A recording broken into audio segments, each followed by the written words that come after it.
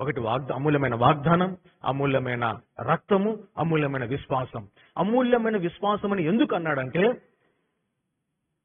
క్రైస్తవులు చంపబడతా ఉన్నాడు నీరో చక్రవర్తి ద్వారా.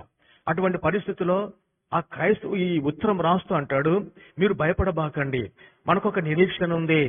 ఏం నిరీక్షణ అది? మహిమతో కూడిన నిరీక్షణ, జీవముతో కూడిన నిరీక్షణ.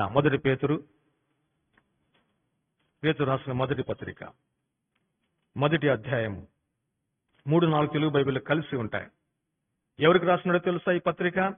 మొదటి రెండవ వచనములు చివరిలో ఏర్పరచబడిన వారికి, అనగా పొంతు, గలతీ, కప్పదొకియ, ఆసియా, బితునియా అను దేశంలో యందు చెదరైన వారిలో చేరిన యాత్రికులకు శుభమని చెప్పి వ్రాయినది. చెదిరిపోయినారు.